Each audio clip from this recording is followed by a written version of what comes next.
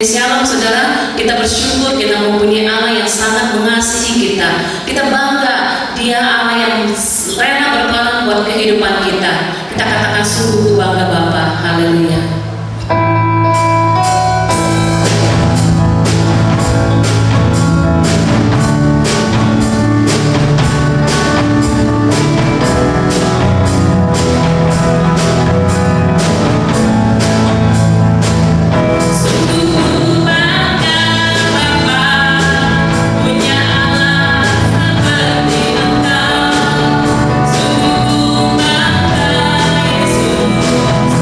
Atas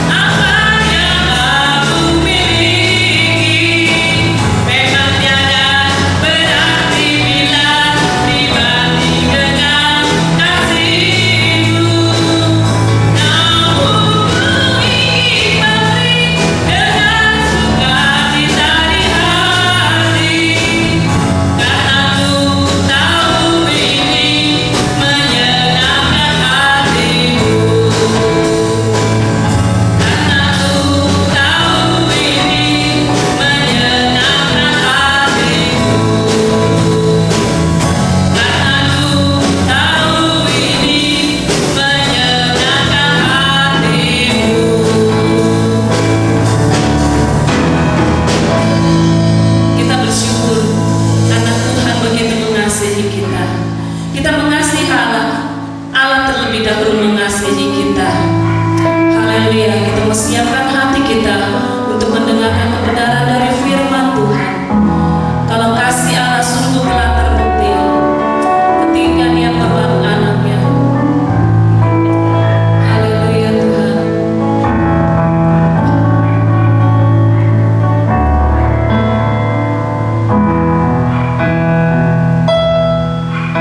Kasih Allahku sungguh telah terbukti ketika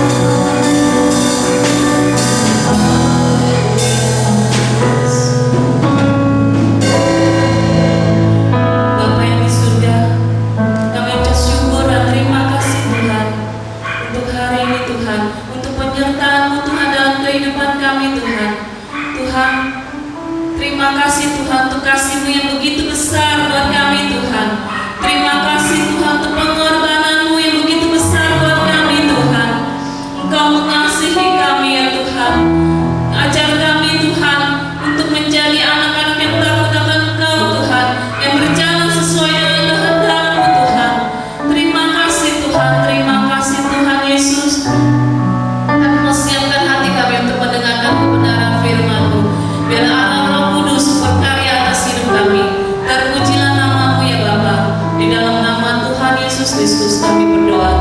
Haleluya. Amin.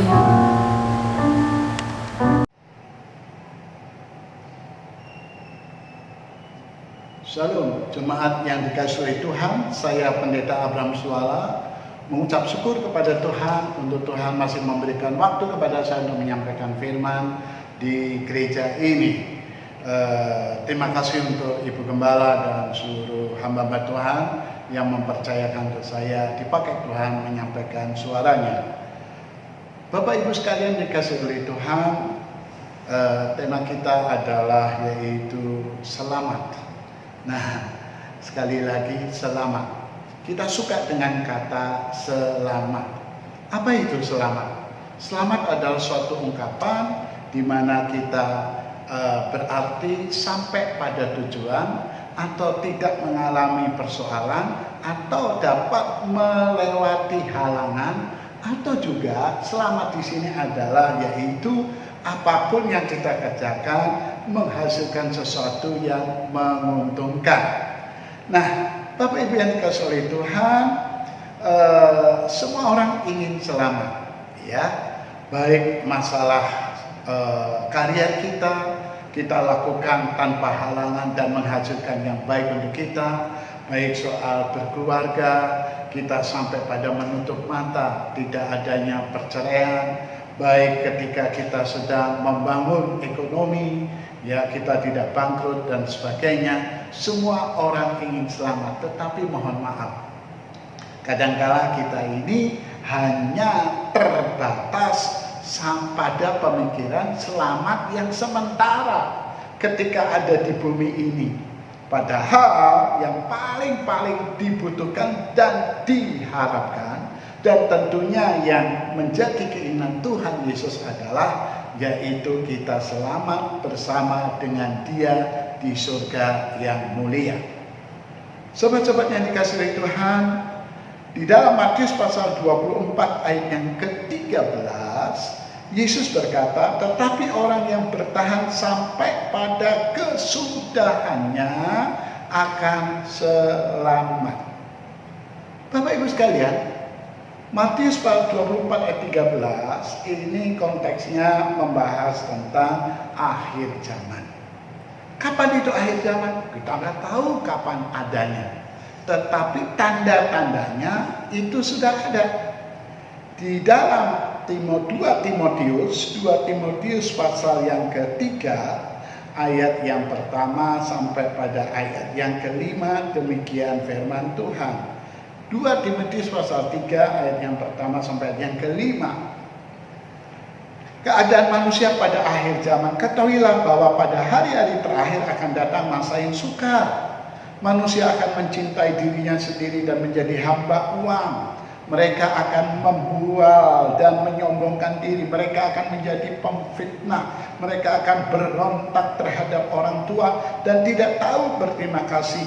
Tidak mempedulikan agama, tidak tahu mengasihi, tidak mau berdamai, suka menjelekkan orang, tidak dapat mengekang diri, garang, tidak suka yang baik, suka mengkhianat, tidak berpikir panjang, berlaku tahu, lebih menaruh hawa nafsu daripada menuruti Allah.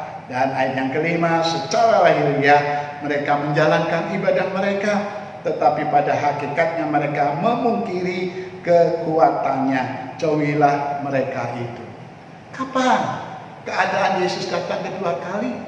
Kita nggak tahu. Yesus ini berkata, aku tidak tahu. Tetapi tanda-tanda akhir zaman itu sudah ada. Seperti yang tadi dikatakan oleh Rasul Paulus kepada Timotius.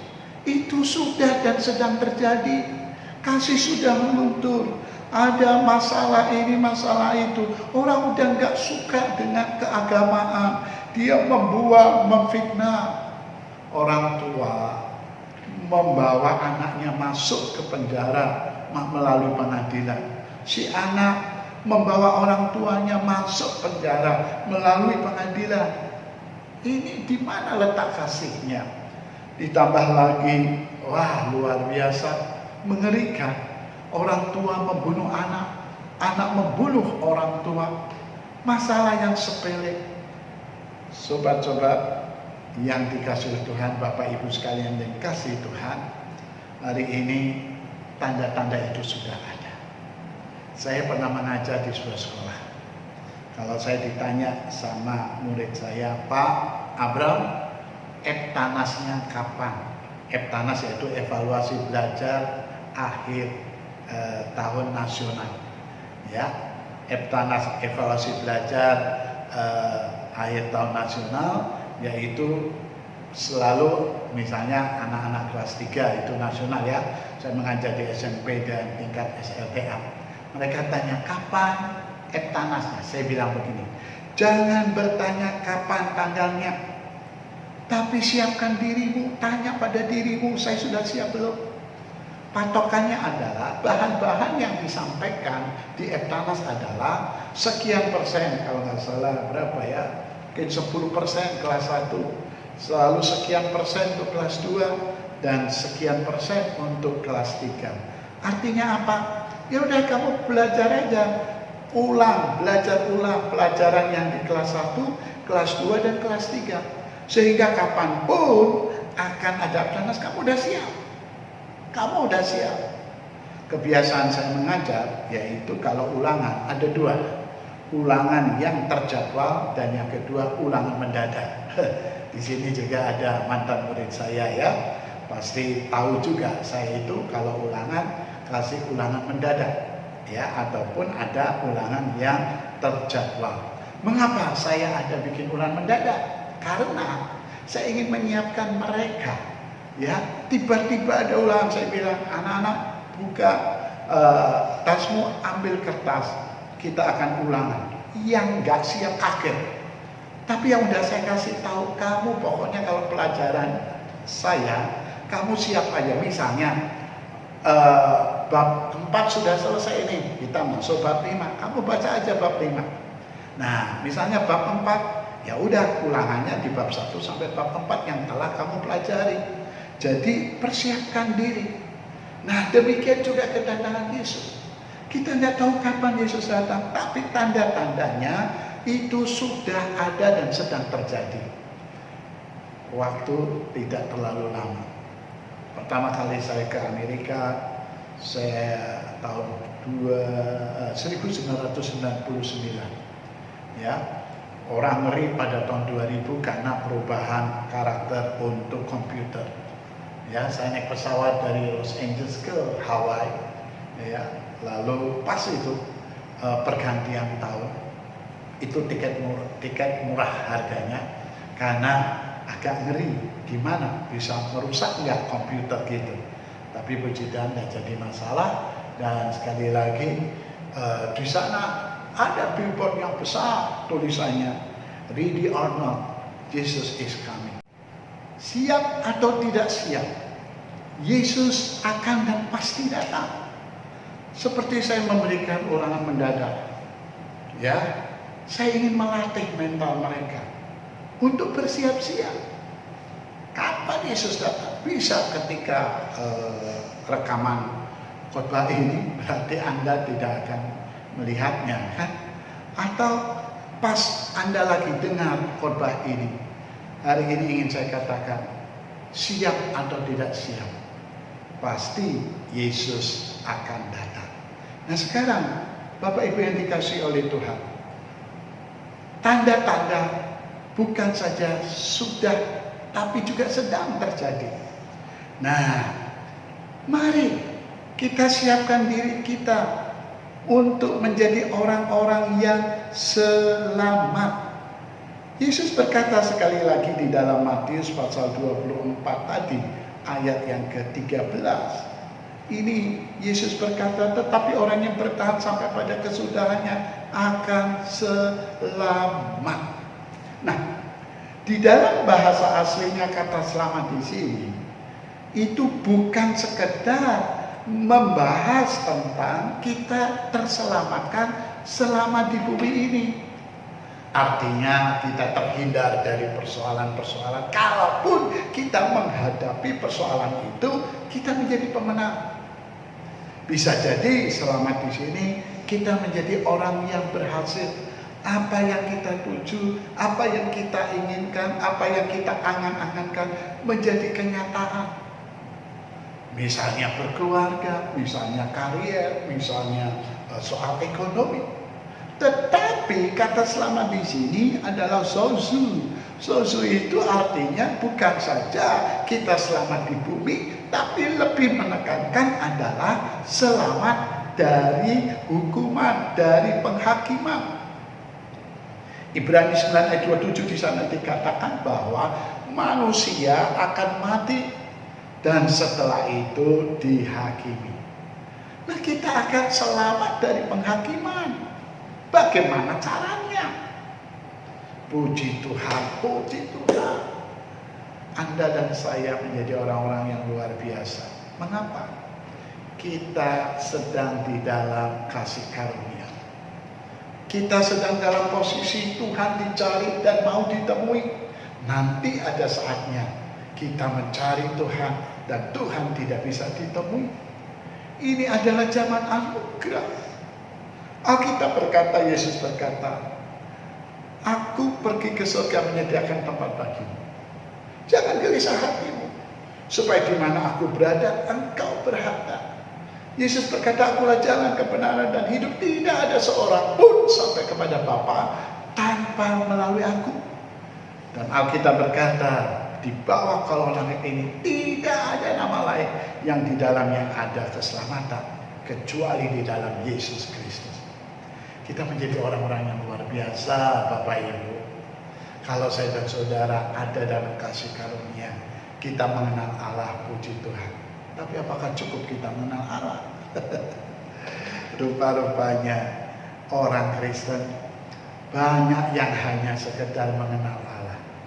Mari kita bukan menjadi orang Kristen yang sekedar mengenal Allah, tapi tingkatkan menjadi orang Kristen yang dikenal Allah. Saya banyak mengenal tokoh. Pak Jokowi, presiden saya kenal. Pak Luhut, ya, menteri saya kenal. Pak Gubernur Ganjar, ya, yang di Jawa Tengah saya kenal. Pak Anies Baswedan, Gubernur DKI saya kenal. Pertanyaannya adalah, beliau kenal saya enggak? Ini masalah.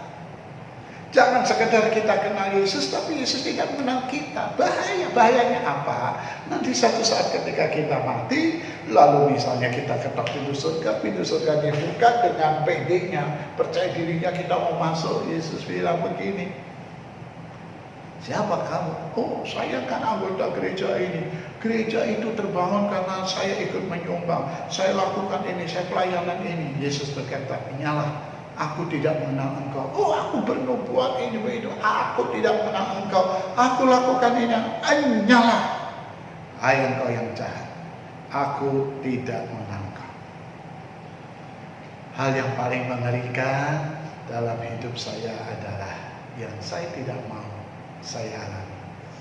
Ketika saya dipanggil Tuhan nanti, lalu Tuhan berkata, aku tidak mengenal engkau. SMA kelas 2 saya bertobat terima Yesus. SMA kelas 3 saya punya niat masuk sekolah Alkitab. Lulus SMA saya masuk sekolah Alkitab dan sampai detik ini saya melayani Tuhan. Hari ini saya katakan pada saudara, apapun yang saya kerjakan percuma, tidak ada artinya kalau saya tidak dikenal oleh Tuhan. Oleh sebab itu, saya menyiapkan diri saya bukan saja mengenal Yesus, mengenal Tuhan melalui Alkitab, melalui dengar khotbah, melalui komunikasi dengan Tuhan, tetapi juga dikenal Tuhan. Bagaimana mengenal Tuhan? Mengenal Tuhan itu melalui firman Tuhan. Alkitab ini buku cinta Allah terhadap manusia.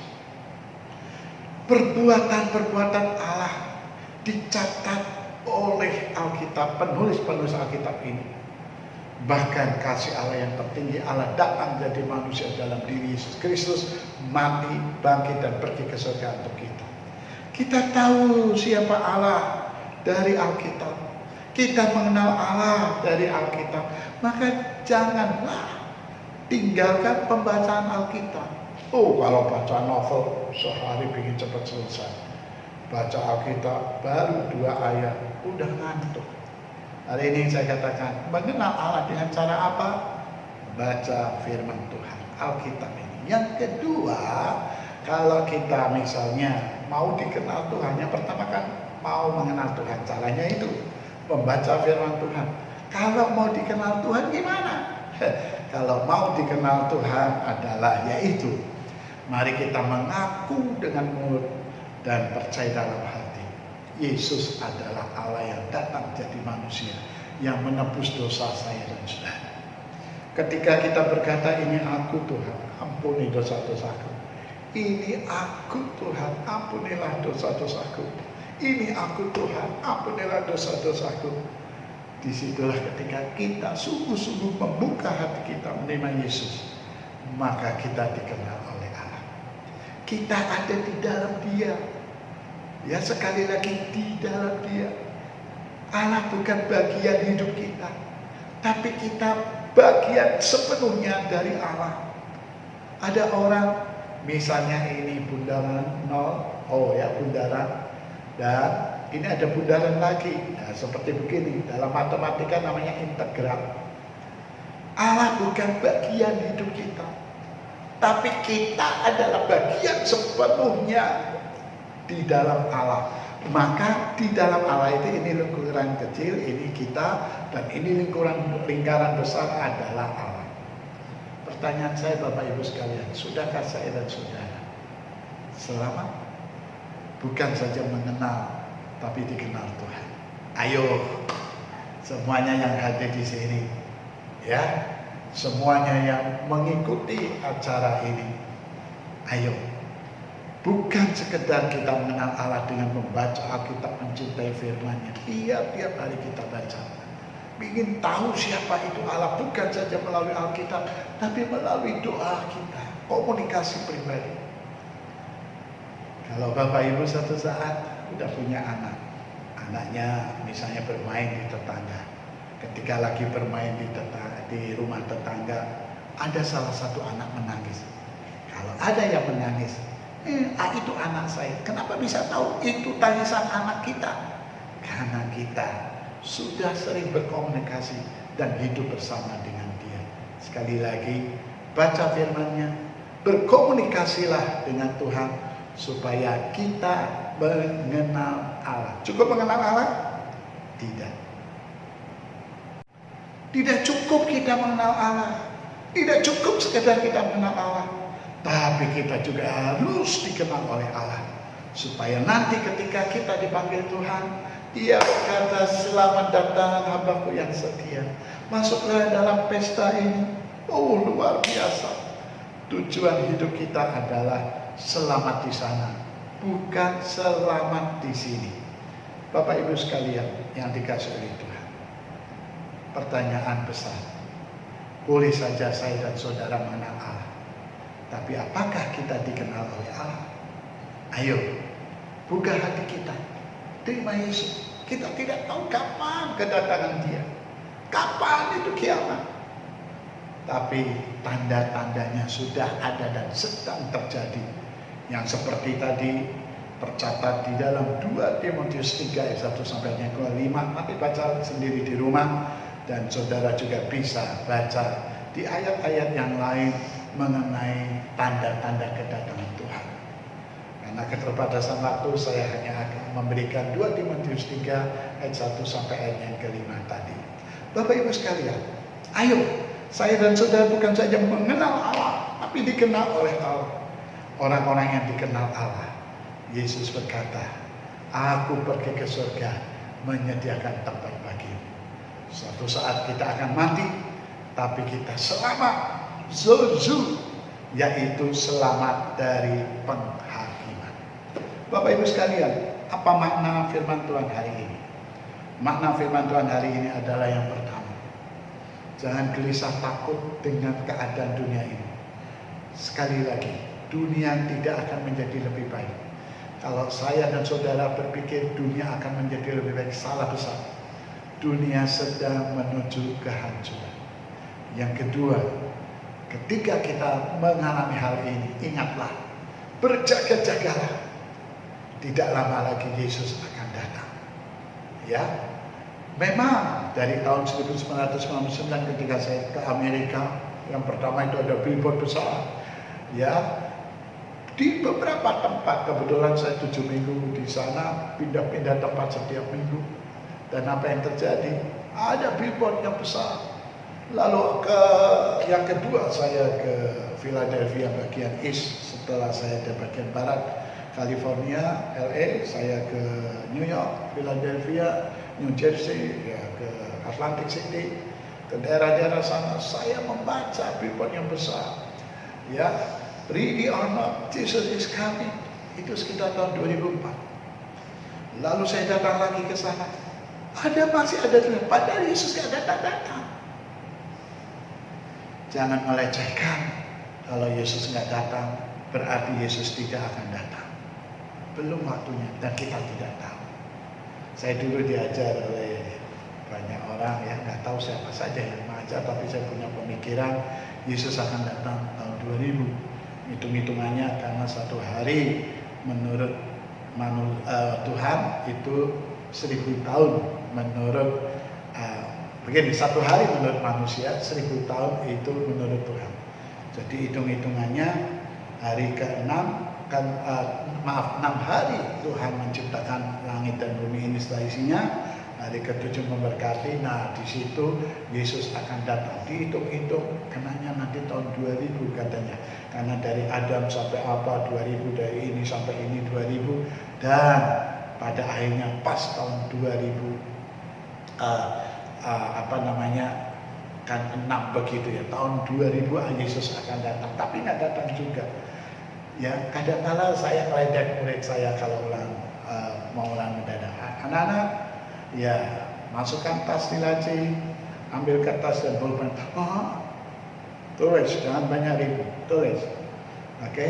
Tulis namanya. Kelas berapa? Udah Pak. Nah, ambil tas kamu, kita mulai belajar. Ya Bapak. Sekali lagi, tapi Tuhan gak pernah bercanda ya. Mau datang jadi enggak. Saya akan beritahu, pasti Yesus datang. Tapi yang penting posisi saya dan saudara bukan saja mengenal, tapi dikenal Tuhan. Yang terakhir, jangan hanya berpikir selamat-selamat di dunia ini. Ini sementara. Orang sakit ingin selamat dengan sembuh, bagus, tapi dia akan mati. Orang sakit tidak sembuh-sembuh mati. Orang sakit sembuh mati juga. Orang miskin ingin selamat dengan kaya. Orang miskin mati. Orang kaya mati. Orang punya masalah ingin selamat, terselesaikan masalahnya. Orang punya masalah lalu dia mati. Orang punya masalah, terselesaikan masalahnya, mati juga. Saya suka dengan ayat ini, Matius 24 ayat 13 itu. Kata selamatnya adalah sozo. Itu penekanannya adalah selamat itu bebas dari penghakiman. Bukan saja bebas dari sakit penyakit. Oke, selama di dunia Anda sakit dan tidak bebas, dan jadi masalah itu sementara. Anda punya masalah ekonomi, Anda tanda kutip tidak selamat di dalam bumi ini karena tekanan ekonomi tetap terus dan jadi masalah. Karena akan mati kita. Anda punya masalah lalu tidak terselesaikan, wah berarti tidak selamat, dan jadi masalah. Karena ada saatnya, sekali lagi ada saatnya manusia ditetapkan untuk mati satu kali, setelah itu dihakimi. Jangan mikir selama di bumi, maaf sekali lagi mohon maaf.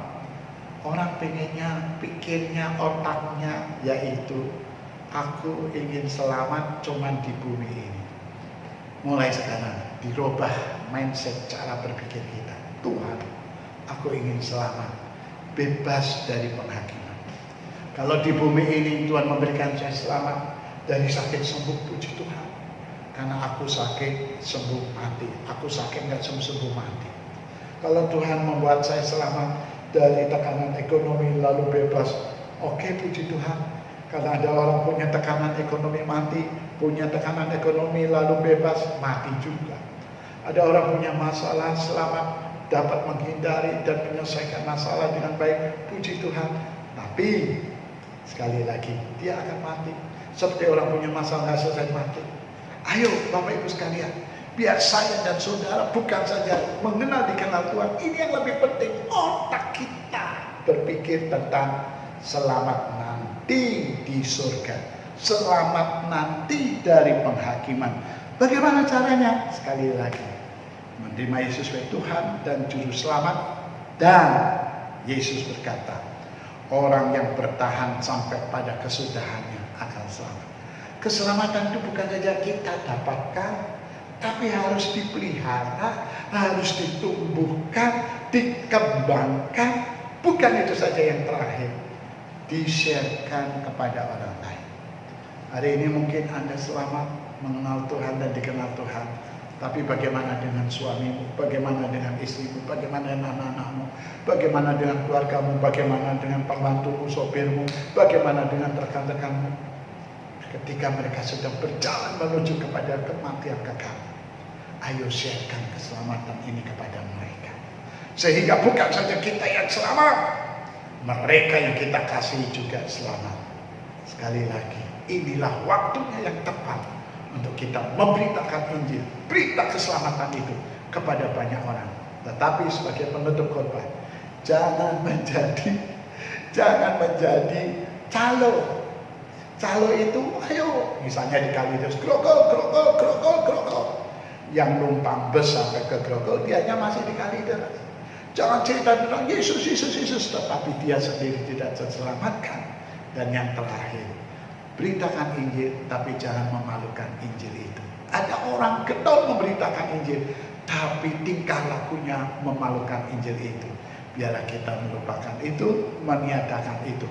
Kita beritakan Injil, tapi kita juga memuliakan Injil itu sendiri. Haleluya. Saya Pendeta Abraham Suala mengucapkan selamat hari Minggu. Tuhan memberkati saudara. Terberkati oleh firman Tuhan hari ini saudara-saudara. Kiranya firman Tuhan menjadi kirema dalam hidup kita semua. Sebentar saya akan membacakan pengumuman. Ibadah minggu depan dimulai pukul 10 dapat diakses di YouTube. Pembicara firman Tuhan akan dilayani oleh Bapak Pendeta Kristanto Uman. Usai sudah ibadah kita hari ini, mari kita angkat satu pujian menyenangkan.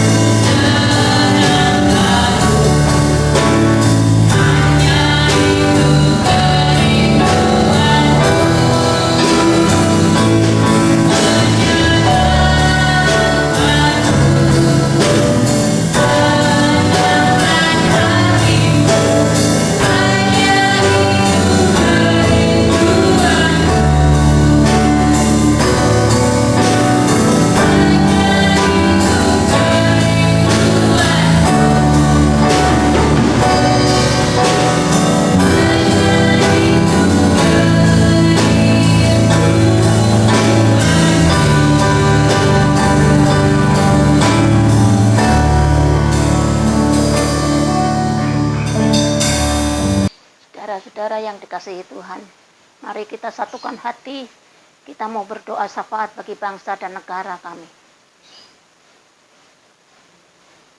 Bapa kami yang ada di dalam surga, kembali Tuhan, siang hari ini kami datang menghadap kehadirat-Mu. Kami mengucap syukur kepadamu Tuhan atas anugerah dan kemurahan-Mu. sepanjang malam hingga bangun pagi sampai saat ini. Tuhan pimpin kami, Tuhan lindungi kami, Tuhan berkati kami. Baik jasmani maupun rohani Tuhan limpahkan bagi kami semuanya. Terima kasih Tuhan. Kami mau berdoa Tuhan untuk bangsa dan negara kami. Diberkatilah bangsa kami, diberkatilah pemerintahan kami, diberkatilah Bapak Presiden Jokowi maupun wakilnya, para menteri-menteri serta kabinetnya, para pejabat-pejabat yang tertinggi sampaikan yang terendah. Kami serahkan mereka ke dalam tangan-Mu Tuhan. Semuanya yang duduk dalam kepemerintahan aku bawa ke hadirat-Mu.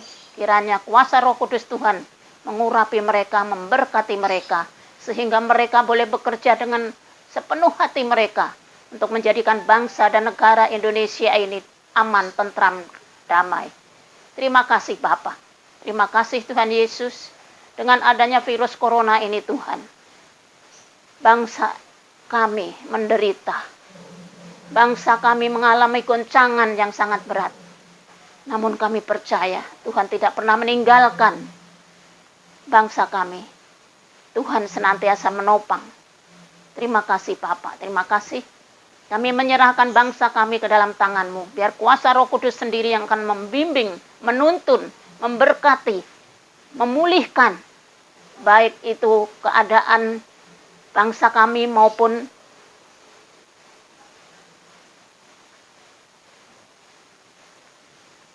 segalanya Tuhan. Kiranya Tuhan pulihkan ekonomi Indonesia ini ya Bapak. Terima kasih Bapak. Kami mau berdoa Tuhan untuk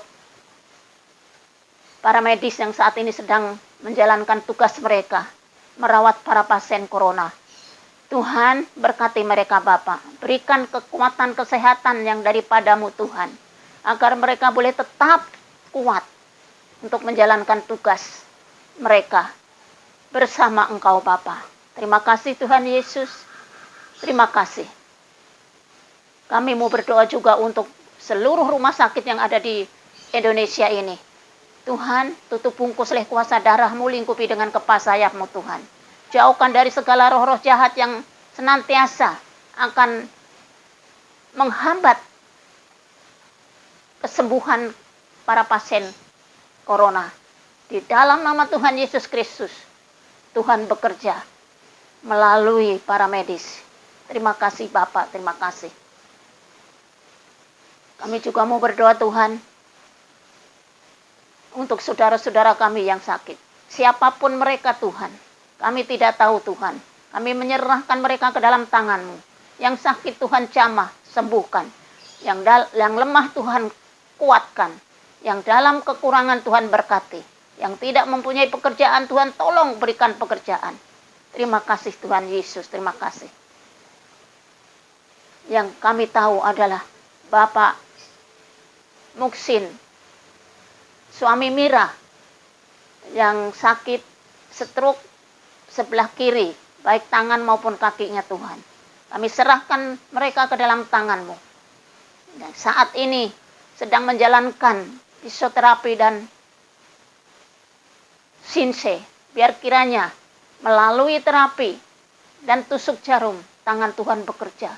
Sehingga pemulihan demi pemulihan akan terjadi bagi suami Mira. Di dalam nama Tuhan Yesus Kristus. Berikan roh semangat untuk melawan Tuhan. Untuk melawan sakit penyakitnya. Di dalam nama Tuhan Yesus Kristus. Berkati seluruh keluarganya. Anak menantu cucunya Kau berkati ya Bapa. Terima kasih Tuhan Yesus. Terima kasih.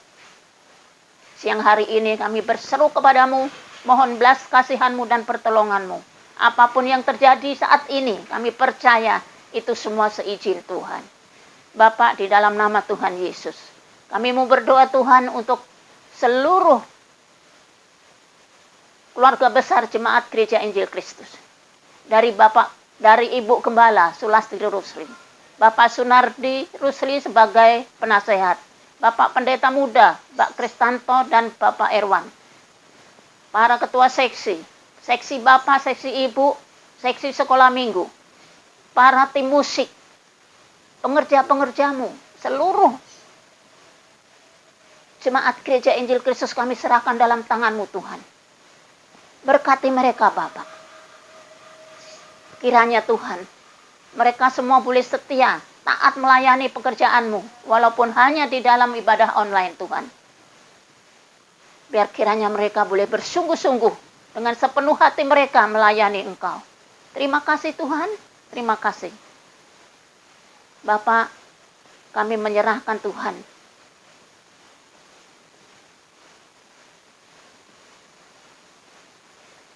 Jemaat-Mu ke dalam tangan-Mu. Ku percaya kuasa Tuhan tidak pernah berubah. Sudah Tuhan, 1 tahun lamanya kami tidak bertemu satu sama lain. Pintu gereja tertutup. Tidak ada yang beribadah di gedung gereja. Tuhan, tolong Bapa. Walaupun pintu gereja tertutup, tapi hati kami Tuhan terbuka untuk-Mu Bapa. Terbuka untuk firman Tuhan. Terbuka untuk seluruh perkataan-Mu Bapa. Terima kasih Tuhan, terima kasih. Ampuni kami semua Tuhan. Ampuni bangsa kami Bapa. Terima kasih Tuhan Yesus, terima kasih. Kami percaya kuasa Roh Kudus Tuhan bekerja. Kuasa Roh Kudus Tuhan lebih besar dari kuasa manapun. Jika Tuhan mau, dengan sekejap mata Tuhan sanggup menghancurkan masalah-masalah, apalagi virus COVID-19 ini. Di dalam nama Tuhan Yesus Kristus, terima kasih Bapa, terima kasih. Saatnya Tuhan, kami akan menerima berkat yang daripada-Mu Tuhan. Kami akan mengangkat kedua tangan kami. Tuhan akan mencurahkan berkat-berkat-Mu melalui Ibu Gembala kami. Di dalam nama Tuhan Yesus Kristus. Saudara-saudara yang di rumah, terimalah berkat dari Allah Bapa, Allah Anak, Allah Roh Kudus, yaitu Tuhan Yesus Kristus yang selalu menyertai kita dari sekarang sampai Maranatha. Tuhan Yesus datang kembali. Dalam nama Tuhan Yesus Kristus kami sudah bersyukur, kami sudah berdoa. Amin.